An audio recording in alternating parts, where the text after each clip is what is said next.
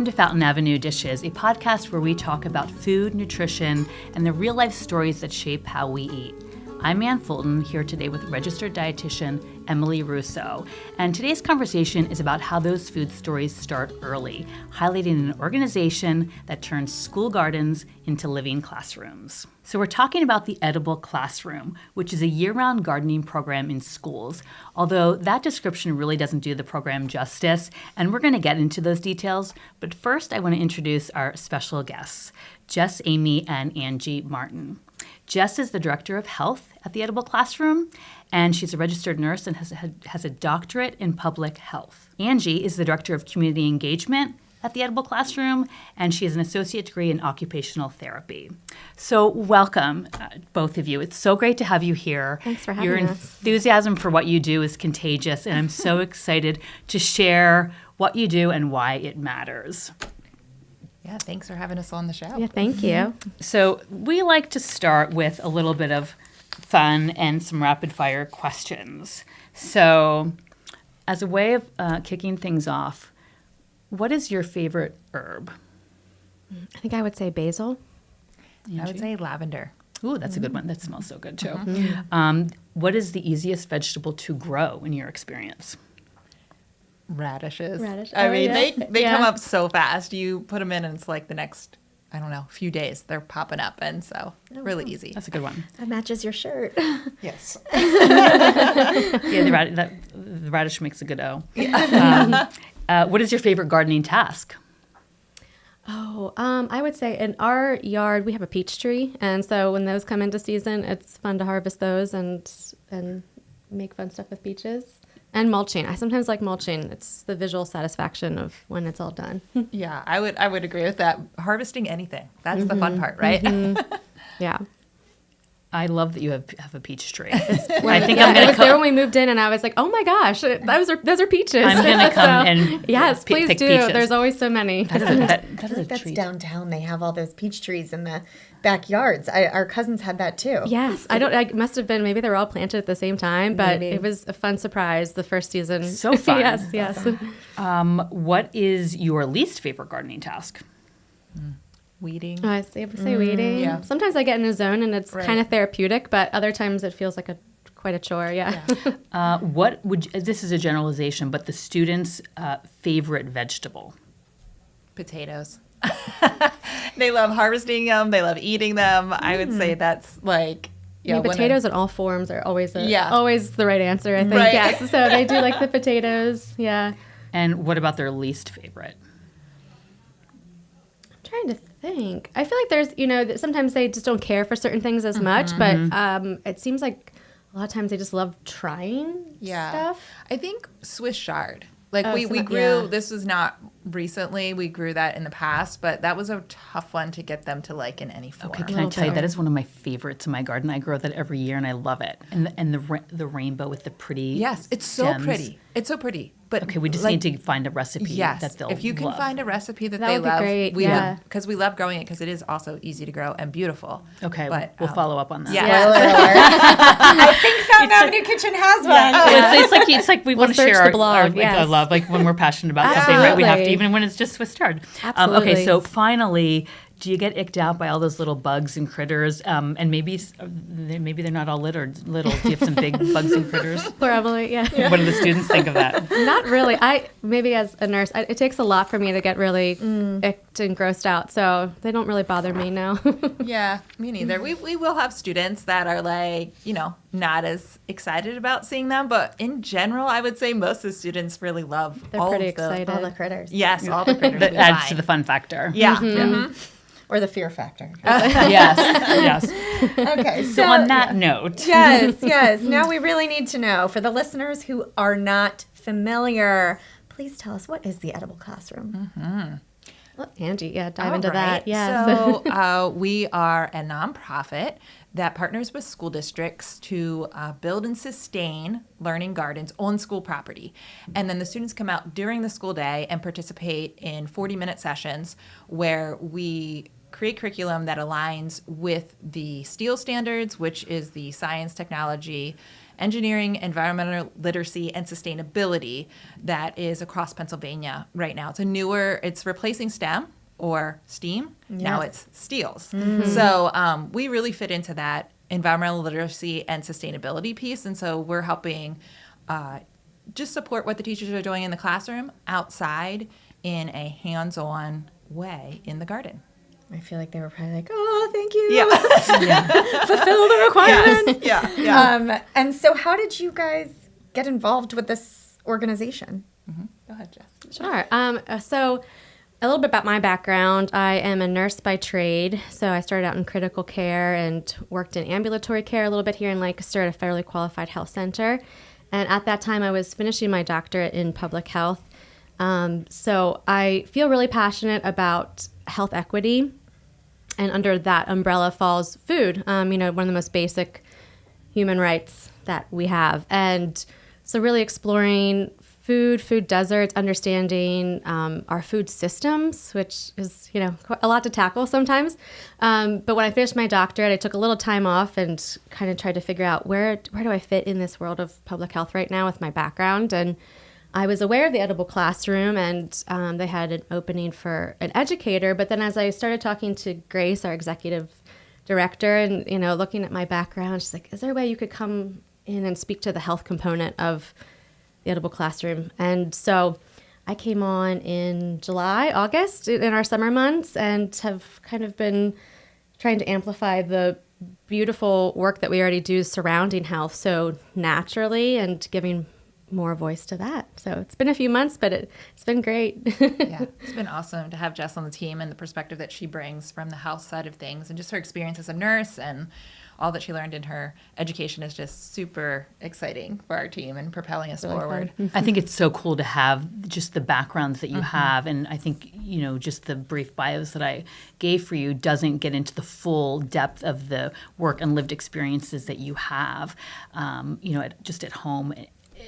You're living on a small farm in your case, Angie. Yeah. And you feel free to get into that. But it's just really, it's such a rich kind of background of people that you have working for this organization. Yeah, it's great. I mean, I think because our mission is so strong, we have kind of three pillars, which are academic achievement, of course, we're in schools, healthy lifestyles, and environmental sustainability and stewardship. And so that brings a diverse group of people to our organization. And how I first got involved was Grace and Beth, Beth was one of our founders, who she's no longer with us. She went on to other things.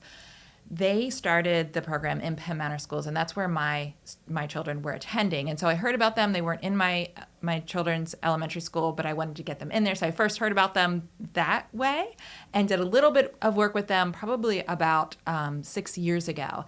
And then they were just starting out. They didn't have really a lot for me. So I was with another organization for about 5 years, and then came back and said, hey, do you have anything for me? And yes, they did. So I've been with them for about 2 years, and it's just been an awesome experience. And yeah, it fits with a lot of my passions of gardening, working with students, and in the role of community engagement, I get to talk to a lot of people about what I'm passionate about. So that's super fun for me as well. So what does a typical day look like in the garden, at the schools, and what all do you grow? Just tell us a little bit about that. Yeah. Oh, well, we have the 40-minute lessons, and so we split the kids up into two groups. One group is doing an activity while the other group is in the kitchen, and then we switch. So usually the activity and the recipe coincide. Not always, sometimes with gardens, maybe not everything is growing the way you want it to, but they get to switch, and so all the kids get to experience everything. And what would you say some of the things we're growing? I mean, a little bit of everything. We have... Yeah, I mean, we grow the staples. Yeah. So the activity that we're doing is always in the garden. So we're doing something, maybe we're planting or harvesting, depending on the season. But we grow tomatoes, peppers, beans, peas. Okra. Yeah. Herbs and Right. We beets. try... Yeah. There's radishes and all kinds of stuff out there. Yeah. This season, I think we're going to be starting to try to grow culantro. culantro. So we always tried to bring in crops. Never heard of around- culantro. Can you? It's 'Cause- similar to cilantro, Okay. but instead of cilantro, really likes it cool. And so culantro likes it warmer. It's more tropical. So, when you think of the dishes that cilantro is typically in, they're typically in with like warm season, like tomatoes and peppers. So culantro is going to get you that same flavor, but the plant is actually able to be grown during the same season as the other warm weather vegetables that you typically have it with. That's so interesting. Well, when I was observing one of the lessons back it was early November, I was so impressed by the scale of the garden, the variety of what was growing, and also it was probably a warmer fall than Yeah, 'cause usual. I think we even still had we harvested a watermelon that day. It was we cut a several. watermelon. I want to Yes, say it was like crazy. November 6th or or first week of November, and I think you got at least one watermelon. Oh, yes, at least one. There And was it was snap good. Yes. peas, and this sort of ties into my next question is regarding the kitchen. That all of the gardens have a kitchen. And so tell us a little bit about that, then we'll talk about it, because I have some just thoughts based on what I observed that day. Yeah, we do. We call it a mobile kitchen because it isn't like, if you've never been to one of our school gardens, we set up a table and then we have 3 main appliances that we use for our kitchens. And that is a blender, an induction burner, and a griddle. And so part of that is really intentional because we want students to be able to do this at home without a lot of adult support if they don't have that, And so we can make these recipes, show them how to do it, and then they can replicate it at home with very few, they don't need an oven or, that kind of thing, any big equipment. And so we set that up and we do the cooking right in the garden. I took a picture that day of the spread, and it was so impressive. It was so colorful. Your pictures were so great. Yeah, they were And I beautiful. like the way the kids can taste just the raw vegetable, but then you also prepare things that allow them to taste it in a different way. Because I'm a firm believer that, sort of explaining to kids and all people that maybe you don't like a food this way raw, but maybe when you cook it or you pickle it or you do something else with it, you might enjoy it, or you mix it with something. And just that exposure is such a great thing. But that you had and it was the last day you were harvesting all the sweet potatoes. And I remember the kids also had bags that they could take home to their families. But you had pea hummus and sweet potato hummus. So I thought that was a really fun way, and then different dippers that the kids could use. And it was all presented in a very kid-friendly way, which it was just so cool to see that. And then I also really enjoyed going back to the steel. That was the first time I had learned about steel, that it wasn't always that it wasn't STEM anymore.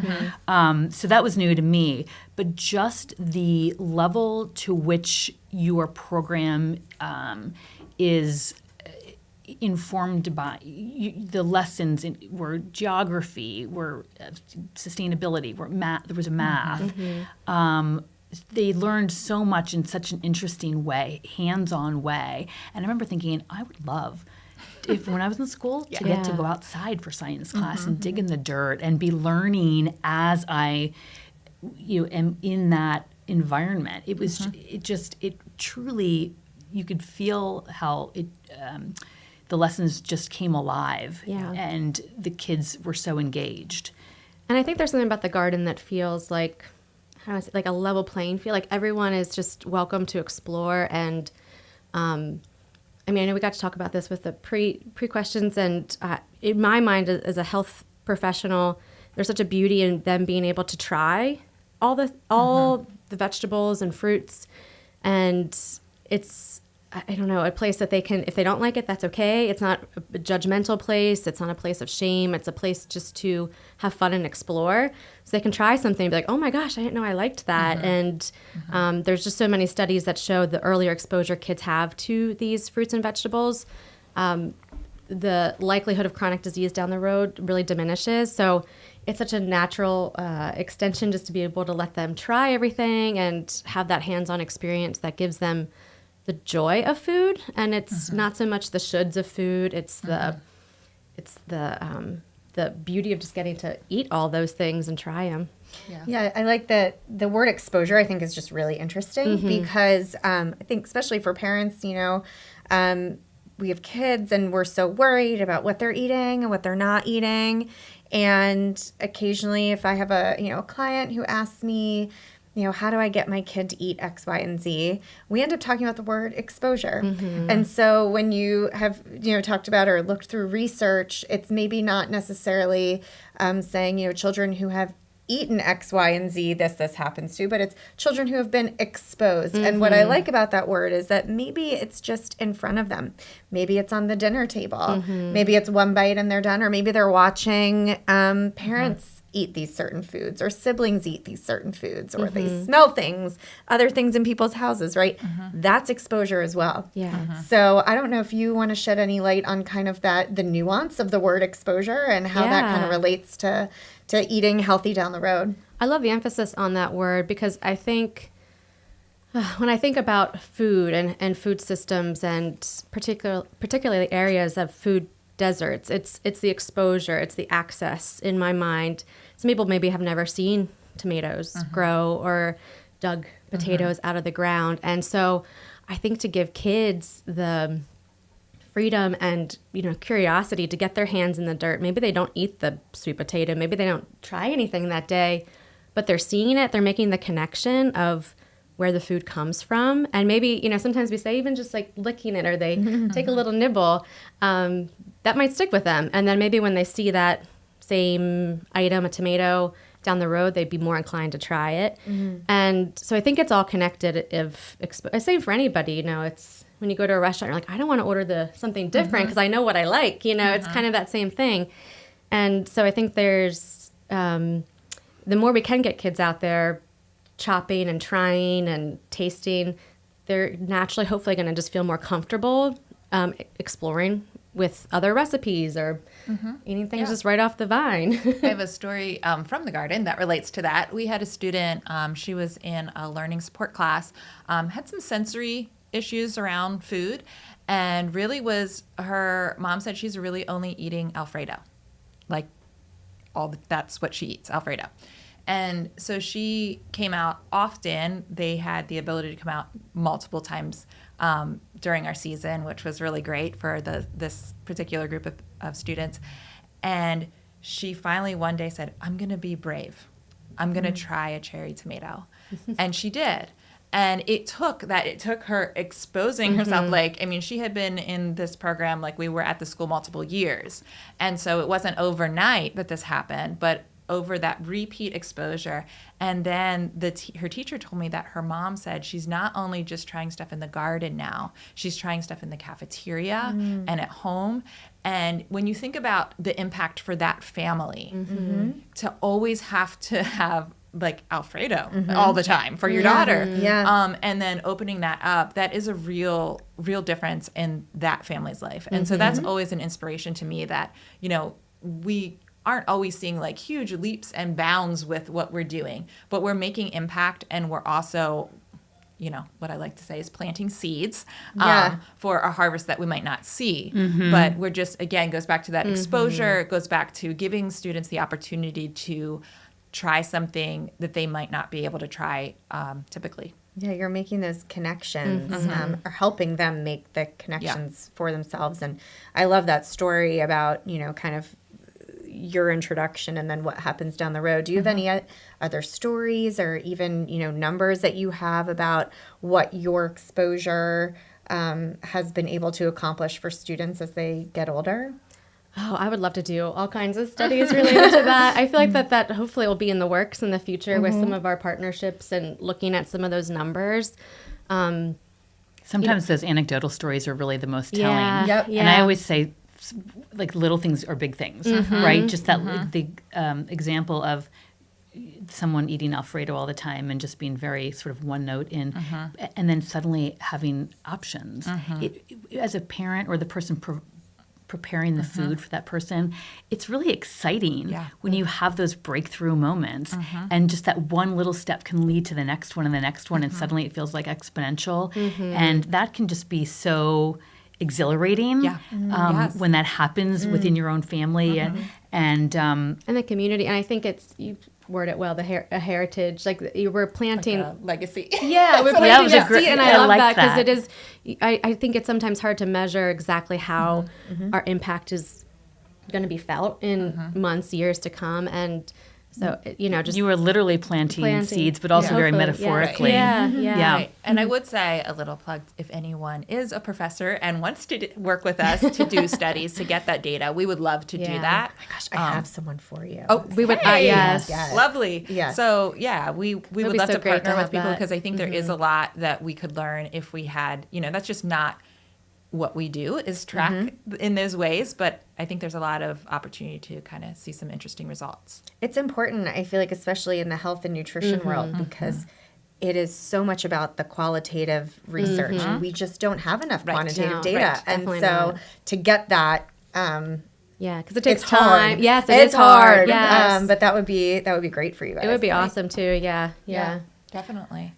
So, shifting gears a little bit and going back to sort of some of the steel conversation and just how your program is so curriculum based, I know things like recycling and climate change come into the conversation as well. How do you work some of those topics into your lessons, and what sort of impact have you seen them make on your students? Yeah, I can. Yeah, that one. Okay. So, well, I also like to say all roads lead back to the garden. So I think it's really easy to implement a lot of those learning points because we have, we eat food.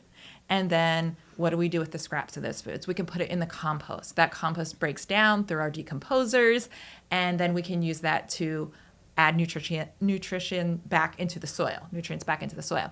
And so that's like a really easy thing. And then just talking about water, conserving water, how can we do that? Like that's a big topic. We talked about that last season by reading a book called One Well, where we zoom out and go, oh my goodness, the whole earth is a part of this. All humans are part of this one well that we have.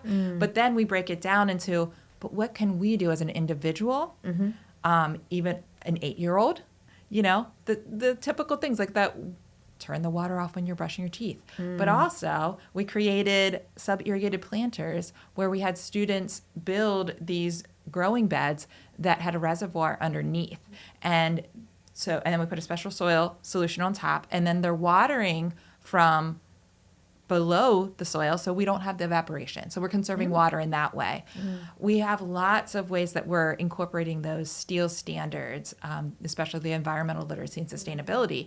We also just firmly believe, Grace, our executive director, often says, as we take care of the earth takes care of us. And so coming from that point of like, you know what, if we are kind to the earth, it's going to give us what we need to sustain us. And so just looking for ways to not put chemicals on a plant so that, and still have it grow and be healthy. Okay, how can we do that? We can pick bugs and put them in soapy solution rather than spray.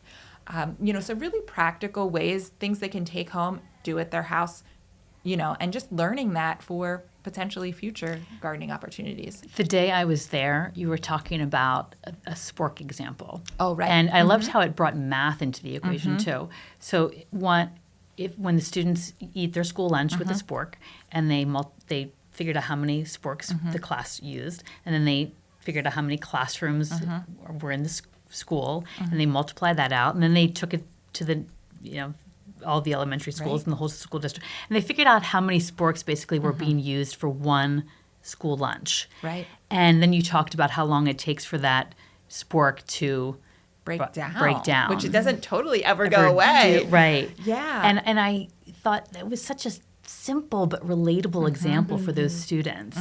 And I thought, and just the way it brought math into it in a fun way. Right. It really connects. And to me, it's that feeling of, can any of us really make a difference? I think because it can feel like an overwhelming issue. And I noticed how well you broke that down for the kids, and so it was fun to learn about that myself and just to see what you do. That's part of our winter programming. So we do have programming year round now. So we are going into the School District of Lancaster schools. All their elementary schools get our winter programming where we are talking about, we do a timeline of how long everything takes to break down. We do a lunchroom waste audit where we're separating things and counting how much plastic we throw away, how much compost we throw away, and then what things really just need to go into the trash. But becoming aware of that and then showing the kids, napkins break down very quickly and easily, and they actually turn into nutrient-dense soil. Sporks, not so much. And so, just bringing that awareness to them. And then how can we do that? Maybe instead of using a plastic cup at home that we're going to throw away, we use a glass one that we can wash and reuse multiple times. And it's those little things as we all come together and do little things that add up to the big change. Yeah. Well, I feel like we're making so many connections here. I'd like to bring it back again to the garden and, our discussion a little bit on exposure and access. Maybe Jess, you could kind of bring it back even further. How did we get here? Why do we need exposure? Yeah. What's the problem with access? And specifically, can you tell us about redlining? I can. Okay. Yes. Yeah, sure. So there's a lot to go in with that, but I'll give a brief overview of redlining and where that kind of practice started. It was back in the 1930s. It was a federal policy that looked at neighborhoods and deemed them desirable or not desirable. And literally on the maps, the non-desirable neighborhoods would be drawn in red. And so these neighborhoods that were drawn in red were predominantly neighborhoods with individuals of color or racial minorities. And those neighborhoods were denied financial support such as loans and insurance, and denied some services like food, like grocery stores and health benefits and such things like that. Just based on their address is what you're saying. Just based on their address. Yeah. So as a result, individuals couldn't get loans. That's really was the kicker. It was individuals couldn't get loans for homes. Businesses couldn't get loans for their businesses. So a lot of resources moved out of those neighborhoods. A lot of businesses closed. Access to food got a lot harder. Access to healthcare got a lot harder. And even if people had homes, it would be difficult to maintain them. So we know there's all kinds of environmental issues that can happen with homes that aren't maintained, such as mold and things like that. So that was the 1930s. So we can see that as over the years, we're almost 100 years out from that, which is crazy to think about. But we still see the ramifications of those laws in place now. We see cities, particularly with areas that have food deserts, have limited access to healthcare, and so, unfortunately, racial minorities and people of color were targeted in those laws that occurred. Yeah, and I feel like with this program, makes sense to me that you're really, targeting or focusing on children because that's where things begin. That's where you can start fresh. Once a garden is in place in the school area, what is the responsibility, or is there any connection with the community at large? So adults and, professionals who are there. Is there a participation or access that they also have with the garden? Yeah, so we do have 2 larger gardens that were funded by United Way, Love Up and Launch, and so they are bigger, so we can do more things with them, like events, that type of thing that brings families in. We also like to do with all of our gardens, I go in and talk to the PTO just about what could do. We have signups over the summer where they can sign up to water the garden, and then, I try to give them, hey, if there's a lot of cherry tomatoes, if we have cherry tomatoes coming in July, we're not going to be able to use them in August or September. Feel free to take them as you're watering. So they have those opportunities. We would love to do more, right? But all of that, we need to find ways to fund that. But we would love to have more community events, more ways of getting people in the garden so that they can, it goes from the students being excited about it to the families being excited about it. Yeah. We also have lots of volunteer opportunities too. So we get adults in that way as Anybody well. out there. Yeah. We have a lot more to talk about with Jess and Angie, so stay tuned for part 2 of our podcast with the Edible Classroom, and you can even find out how to get this program in your schools.